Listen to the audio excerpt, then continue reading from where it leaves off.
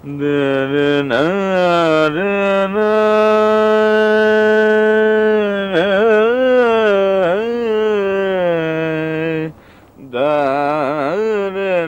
কি গান গাও নাকি গাছের যত্ন নাও?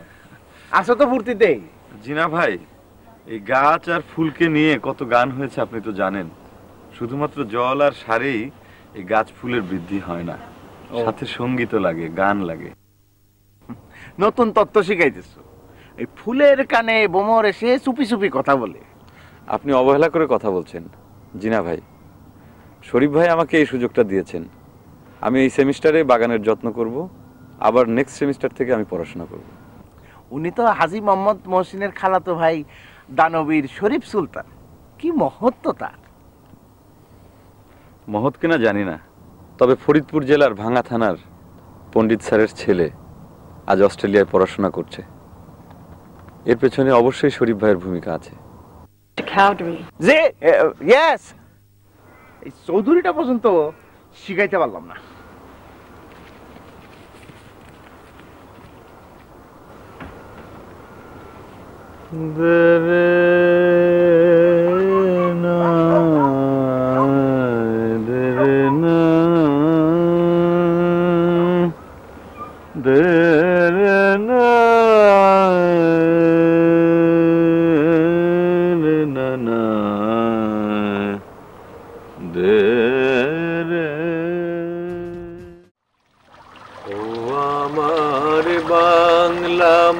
তোর আকুল করা রূপের সুধায় হৃদয় আমার যায়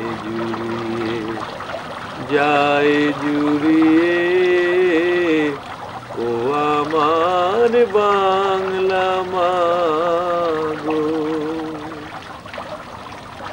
ও আমার বাংলা মা তোর আকুল করা রূপের সুধায় হৃদয় আমার যায় জুড়িয়ে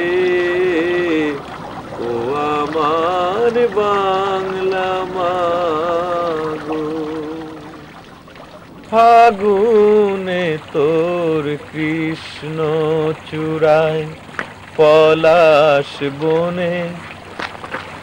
অসীম, বাসিটা তোমার? জি আগে। আগে? বাংলাদেশের মানুষরা এখনো আগে বলে? হয়তো কেউ বলে না, কিন্তু এটা আমাদের পরিবারের ঐতিহ্য। আমাদের ঠাকুরদাদা আমাদেরকে শিখিয়েছেন এটা। তুমি বাঁশি বাজাতে পারো? আগে আমি চেষ্টা করি। আচ্ছা, তুমি যে বলেছিলে যে সঙ্গীতের সাথে উদ্ভিদের একটা সম্পর্ক আছে, সঙ্গীত শুনলে উদ্ভিদরা রেসপন্স করে, সেই থিওরিটা তোমার কত দূরে গেল? আসলে এই থিওরিটা ছিল স্যার জগদীশ চন্দ্র বসু। উনি আবিষ্কার করেছিলেন গাছেরও জীবন আছে।